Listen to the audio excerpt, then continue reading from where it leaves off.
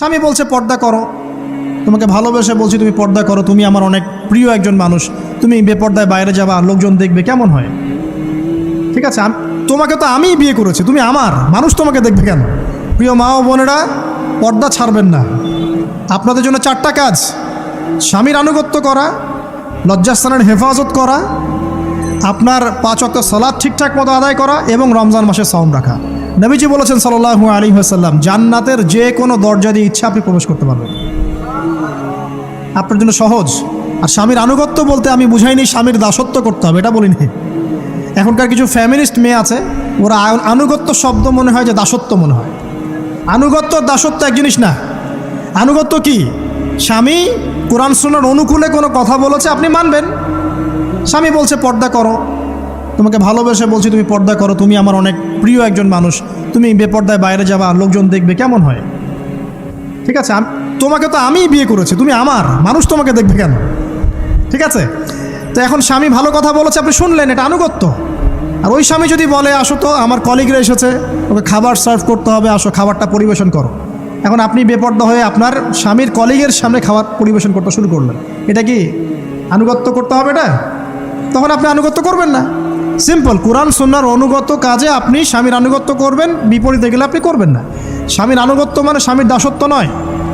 আর এই হাদিসটা আপনি কেন ভুলে যান যে আল্লাহ রাসূল সাল্লাল্লাহু আলাইহি ওয়াসাল্লাম বলেছেন, আল্লাহ ছাড়া যদি কাউকে সেজদা করা যেত, সম্মান বুঝাচ্ছেন, আল্লাহ ছাড়া যদি কাউকে সেজদা করা জায়েজ হতো, আমি মেয়েদেরকে বলতাম যেন স্বামীকে সেজদা করে।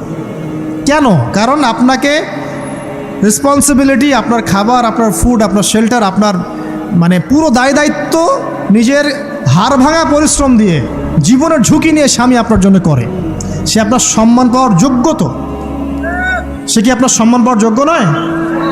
আপনি যদি সম্মানের হক আদায় না করতে পারেন তাহলে আপনি অকৃতজ্ঞ। আর অকৃতজ্ঞ মেয়ে কখনো জান্নাতে যাবে? একটা হাদিসে আছে, বেশিরভাগ মেয়ে জাহান্নামের যাওয়ার অন্যতম কারণ হচ্ছে তারা স্বামীর সাথে কুফুরি করে। কি করে? মানে সারা জীবন স্বামী ভালোবেসে যায়, ভরণ পোষণ দিয়ে যায়, সব চাহিদা পূরণ করে যায়, একদিন দেখবেন কথা কাটাকাটি হয়েছে, ওই দিন বলে বসবে যে তোমার কাছে আমি কিচ্ছু পাই নাই সারাদিন। এই যে কুফুরি, এই কারণে তারা জাহান্নামে যেতে পারে বেশি। আল্লাহ হেফাজত করুন। আমি আরেকটা কারণ হচ্ছে যে বেপর্দা। আপনাকে 4টা মূলনীতি ফলো করতে হবে। 1, এমন কোনো পোশাক পরবেন না যে পোশাকটা আটো সাটো, যেটা পরলে আপনার গায়ের কাঠামো বোঝা যায়। এটা বোরখা হলেও পরা যাবে না। আমি কি বুঝাতে পারছি? ডিজিটাল বোরখা দেখেন নাই? দেখছেন? মাশাআল্লাহ। আর কারা কারা দেখছেন? এদিকে চোখ বেশি যায় না? আচ্ছা, এমনি দেখা যায়, চোখ দিতে হয় না, এমনি দেখা যায়। ডিজিটাল বোরখা চলবে না, ডিজিটাল বোরখা চলবে না। আমার মত, এটা আমি মত দিচ্ছি, আমি আল্লাহর রাস্তায় সময় দিয়েছি অনেক দিন, এবং এখানে যে পর্দাটা শেখানো হয় এরকম পর্দা আমি অন্য কোথাও দেখিনি। এত চমৎকার পর্দা শেখানো হয়। কারা কারা সময় লাগিয়েছেন? 3 দিন 7 দিন সময় দিয়েছেন কারা কারা? বেশিরভাগই দেন নাই। সমস্যা নাই, দিতে হবে, আমি বাধ্যতামূলক বলিনি আপনাকে। বলেছি এখানে পর্দা শেখানো হয়, চমৎকার পর্দা শেখানো হয়, যে এখানে চোখটা পর্যন্ত তাদের ঢেকে রাখার তালিম দেওয়া হয়। যাই হোক, যেখানেই শেখেন অ্যাটলিস্ট পর্দাটা শিখলেই হলো। এমন পোশাক হবে না যেই পোশাকটা আটো সাটো, যেটা পরে আপনার গায়ের কাঠামো বোঝা যায়। 2 নম্বরে এমন পোশাক পরা যাবে না যেই পোশাকটা পরলে বাহির থেকে ভিতরের অঙ্গ দেখা যায়। দেখেছেন? দেখেন নাই? দেখছেন হুজুর? আচ্ছা, আপনারা তো সব দেখেন দেখি।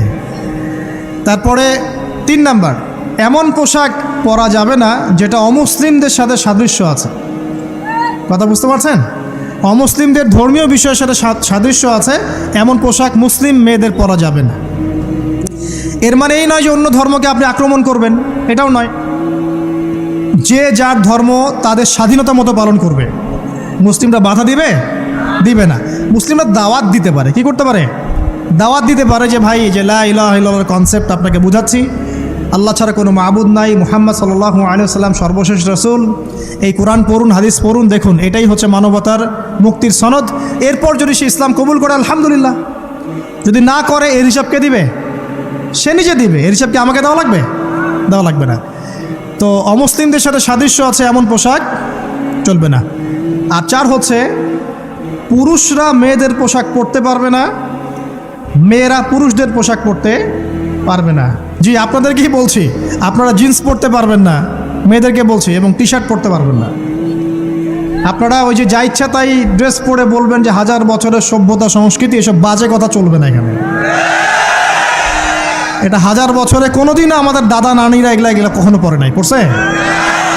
আপনার দাদি কখনো এরকম পরছিল শাড়ি? তো এই যে বললো হাজার বছর থেকে পরে আসতেছে নাকি। সুবহানাল্লাহ। তো এখানে বিষয়টা হচ্ছে পুরুষ মেয়ের পোশাক পরতে পারবে না, মেয়ে পুরুষের পোশাক পরতে পারবে না। আমি খুব সংক্ষিপ্ত করে আপনাকে কোরআন সুন্নাহ থেকে 4টা মূলনীতি বলে দিলাম। এই 4টা মূলনীতি কোরআনেও আছে, হাদিসেও আছে। আসেন, এই যে নারীর অবমাননা, এই বিষয়টা আইয়ামে জাহিলিয়াতে যেমন ছিল, এখন দেখবেন আরও বড় পরিসরে এসেছে। আসে নাই? এই যে ফ্যাশন শো, দেহের প্রদর্শনী, বিভিন্ন ফিল্মস দেখবেন, ফিল্ম ইন্ডাস্ট্রিজে দেখবেন, মিউজিকে দেখবেন, পর্নে দেখবেন, মেয়েদের দেহটাকে নিয়ে ব্যবসা করা হচ্ছে। আগে তো না হয় কন্যা সন্তান হলে জীবন্ত পুঁতে ফেলতো নাকি, এখন যদি গর্ভের বাচ্চা মেয়ে জানে, অনেকে আগেই মেরে ফেলায়। বোঝেন নাই মনে হয়? অনেকে যদি জানে যে গর্ভে মেয়ে সন্তান আছে, আগেই মেরে ফেলায়। এমন অনেক দেশ আছে, আমি নাম বলছি না দেশের সঙ্গত কারণে, যে সেই দেশে এরকম মেয়ে সন্তানকে এই যে খালাস করে ফেলার, নষ্ট করে ফেলার, ভ্রূণ নষ্ট করার আলাদা ক্লিনিক আছে, আলাদা হসপিটাল আছে। বলে নাউজুবিল্লাহ। তো আসলে ওই 1450 বছর আগের মানুষটা বেশি বর্বর ছিল না আমরা বেশি বর্বর? এই অধিকারের কথা বলে বলে আমরা মেয়েদের দেহটাকে নিয়ে এখন মস্করা করছি, তামাশা করছি। সবচেয়ে সেরা অধিকার কোথায় পাবে? কোরআনে পাবে, হাদিসে পাবে, ইসলামে পাবে। তার পর্দা নিশ্চিত হবে, দেহ সেফ থাকবে, তার ইজ্জত নিশ্চিত হবে, ইজ্জত সেফ থাকবে, তার সম্মান সেফ থাকবে, তাকে রাজরানীর মতো স্বামী বাসায় রাখবে, কারণ সে হচ্ছে তার কাছে সবচেয়ে মূল্যবান প্রিয় বস্তু।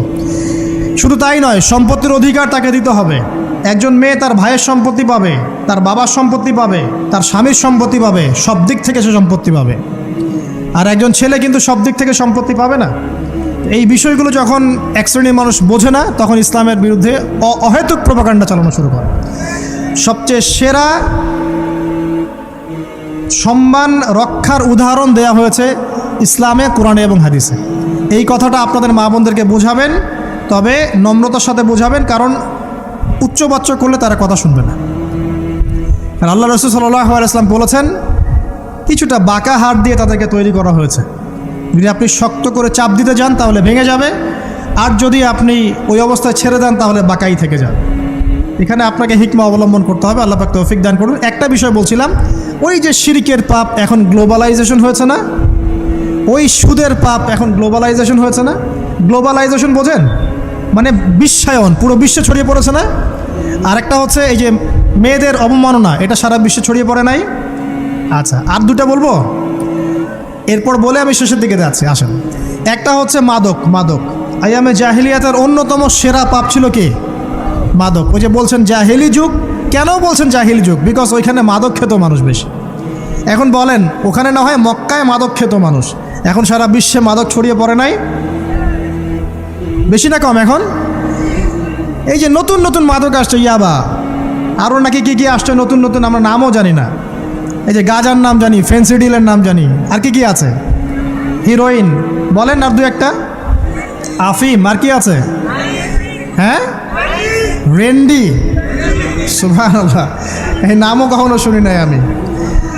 আচ্ছা শোনেন, বিষয়টা হচ্ছে, দেখুন, এই বিষয়টা কি হালাল না হারাম? আচ্ছা, এটাকে যদি আমরা হালাল করে নেই তাহলে কি হবে? কুফরি হবে না শিরক হবে? শিরক কুফর দুটোই হচ্ছে। কিন্তু এখন মক্কার কিছু মানুষ মাদক খেয়েছে বুঝলাম, আল্লাহ রাব্বুল আলামিন ধাপে ধাপে এখান থেকে বের করেছেন। প্রথমে বলেছেন মদ খেয়ে নামাজের ধার কাছে যেও না। হ্যাঁ, তারপরে বলেছেন এই যে মাদকে কিছুটা উপকার আছে কিন্তু বেশি ক্ষতি। তারপর বলেছেন খেয়ে নামাজের কাছে যেও না। তারপর ধাপে ধাপে শেষের দিকে এসে আল্লাহ পাক বলেছেন যে এটাকে ছেড়ে দাও। সূরা মাইদায় পড়ে দেখেন, এটা শয়তানের কাজ। তখন সাহাবায়ে কেরাম রাদিয়াল্লাহু আনহুম পুরোপুরি মাদক থেকে নিজেদেরকে মুক্ত করলেন। এরপরে কি কখনো তারা মাদক ছুঁয়েও দেখেছেন? বরং মাদক দ্রব্য সেবন করলে 40টা লাঠি বেত্রাঘাত করতে হয়, ইসলামিক শাস্তি। কয়টা লাঠি? আর উমর রাদিয়াল্লাহু আনহুর সময়ে 40 লাঠিকে বাড়িয়ে 80 লাঠি করা হয়েছিল। কত লাঠি? 80 লাঠি। কিন্তু আরও একটা পাপের শাস্তি আছে, বলবো? অপবাদ, এখন যেটা বেশি দেওয়া হয়, অপবাদ, মিথ্যা অপবাদ, সতী সাধী নারীর উপরে মিথ্যা অপবাদ, এর শাস্তি হচ্ছে 80 লাঠি। আবার 100 লাঠির শাস্তি আছে, 100 লাঠি। এটা কিসের জানেন? জিনা, জিনা। এই যে যারা করছেন, এর শাস্তি হচ্ছে 100 লাঠি। তাও জনসমক্ষে দিতে হবে, গোপনে না। আর 1 বছরের জন্য এলাকা ছাড়া করতে হবে। রজম একটা শাস্তি আছে, রজম। এটা কি? রজম মানে পাথর নিক্ষেপ করে হত্যা। এটা তো বর্বর, তাই না? অমানবিক, মধ্যযুগীয়। এসব কথা শুনছেন না? শোনেন, কিছু কিছু বিষয় আছে যে বিষয়গুলো করার পরে এই পৃথিবীতে মানুষ বেঁচে থাকার অধিকারটা হারিয়ে ফেলে। কথা বুঝতে পারছেন না মনে হয়? কিছু কিছু পাপ আছে, এগুলো করলে পরে মানুষ এই পৃথিবীতে বেঁচে থাকার অধিকারটা হারায় ফেলে। যেমন কোনো বিবাহিত ব্যক্তি যদি জেনা করে, নাউজুবিল্লাহ, কোনো ছেলে যদি কোনো ছেলের সাথে যৌন সম্পর্ক করে, সমকামী করে, বা এটাকে যেটা গে মানে যেটা কি বলে, সমকামিতা, ঠিক আছে, এই কাজ যদি কেউ করে, নোংরা কাজ যদি কেউ করে, কোনো মেয়ে যদি কোনো মেয়ের সাথে এরকম কোনো কাজ করে, একই পাপ। এইসব পাপ করলে পরে এই পৃথিবীতে বেঁচে থাকার অধিকারটা সে হারিয়ে ফেলে। কথা কি বুঝতে পারছেন? আচ্ছা, তখন শাস্তি হচ্ছে আল্লাহ রাব্বুল আলামিন পাথর নিক্ষেপ করে হত্যা করতে বলেছেন। কারণ হচ্ছে সে এত গর্হিত একটা কাজ করেছে যেটা এই শাস্তি পাওয়ার সম্পূর্ণ যোগ্য। এবং কওমে লূত নামে যে কওম ছিল, ওই কওমটাকে আসমানে উঠিয়ে আল্লাহ পাক পাথর বর্ষণ করে এভাবেই শেষ করে দিয়েছেন। জর্ডান একটা দেশ আছে না, জর্ডান, জর্ডানের পাশে ডেড সি নামে একটা জায়গা আছে, ডেড সি, মৃত সাগর। ওইখানে সাদুম নামে একটা গোত্র থাকতো। কোন গোত্র? সাদুম। ওই সাদুম গোত্র এরকম সমকামী ছিল। আল্লাহ রাব্বুল আলামিন লূত আলাইহিস সালামকে পাঠিয়েছিলেন, তারা হেদায়েতের বাণী শোনে নাই। আল্লাহ পাক ওদেরকে আসমানে উঠিয়ে পাথর নিক্ষেপ করে উল্টা দিকে দাফন করে দিয়েছেন। নাউজুবিল্লাহ। তো কিছু কিছু পাপ আল্লাহ পাক সহ্য করেন না, আল্লাহ পাকের আরশ কেঁপে ওঠে। এই পাপগুলো সেরকম পাপ। কথা বুঝতে পারছেন? তো এই যে জিনা, পর্নোগ্রাফি, ব্যভিচার, পরকে, এগুলোর মধ্য দিয়ে আমরা নারীর অবমাননা করছি না? এবং ধর্মের মাধ্যমেও মাঝে মাঝে করছি, যখন আমরা ধর্মের নামে মেয়েদের অধিকার দিচ্ছি না। অনেকেই সম্পত্তির অধিকার দিচ্ছেন না, অনেকেই শিক্ষিত করছেন না, অনেকেই আরও যৌতুক নিচ্ছেন না, যৌতুক নিচ্ছেন না অনেকেই। যে বিয়ের সময় যৌতুক নেয়, এটা তো মেয়ের উপর, মেয়ের পিতার উপর টর্চার করা, সম্পূর্ণ হারাম, সম্পূর্ণ হারাম। তারপরে দেখবেন, রিপোর্টগুলো পড়ে দেখবেন যে এই বছর 2000 কত, এটা 22, এই 22-এই গভর্নমেন্ট রিপোর্ট অনুযায়ী নিবন্ধিত প্রায় 1339টা ধর্ষণের মামলা হয়েছে। তো এটা এখন অ্যাভেলেবল, যে কোনো সব জায়গায় ধর্ষণ হচ্ছে, এখন অ্যাভেলেবল। মানুষ এটাকে স্বাভাবিক মনে করছে, এখন নর্মাল, নর্মাল ধর্ষণ হতেই পারে, মানুষ এখন এমন মনে করছে। প্রত্যেক দিন পেপার খুলবেন, দেখবেন রেপের খবর, প্রত্যেক দিন খবর শুনবেন ধর্ষণের খবর। আর সব খবর তো আসে না, আসে হয়তো 10%, 20%, 30%, বেশিরভাগই আসে না। এলাকায় মোড়ে মোড়ে দেখবেন, গ্রামে গঞ্জে শহরে বন্দরে খালি ইফটিজিং, ইফটিজিং দেখবেন, খালি ইফটিজিং। মেয়েদেরকে যৌন হয়রানি করা হচ্ছে, বাসে, অটোতে, টেম্পুতে, সব জায়গায়। বাসের মধ্যে মেয়েকে রেপ করে ফেলা হচ্ছে। একটা বাচ্চা মেয়ে যে বোঝেও না যে সেক্সুয়াল বিষয়গুলো কী জিনিস, ওকেও রেপ করা হচ্ছে। এই যে মহামারী, আপনি তো বুঝতে পারছেন না যে আমরা কোন সমাজে আছি। এই সমাজে আপনার মেয়ে তো সেফ না, আমার মেয়ে তো সেফ না। আমার মেয়ে, আপনার মেয়ের ভবিষ্যৎ কি হবে, এর ভবিষ্যতের নিশ্চয়তা কে দিবে? আপনার মেয়ের ইজ্জতের ভবিষ্যতের নিশ্চয়তা কে দিবে? এই নিশ্চয়তা দেওয়ার মতো মানুষ কোথায়, নেতা কোথায়? কারো ঘরের স্ত্রী, কারো ঘরের বোন, কারো ঘরের মেয়ে এখন সেফ না। বাসে, ট্রাকে, ট্রেনে, অটোতে, সব জায়গায় হতে পারে। আর এগুলোকে আমরা প্রমোট করছি, এখন নগ্নতাকে প্রমোট করছি, পর্নকে প্রমোট করছি। এই নগ্নতা, পর্ন, এসব দিয়ে মানুষের মাথাটাকে পুরো জানোয়ার বানিয়ে ফেলা হয়েছে। পর্ন দেখাতে দেখাতে ছেলেদের মাথাটাকে জানোয়ার, পশু বানিয়ে ফেলা হয়েছে।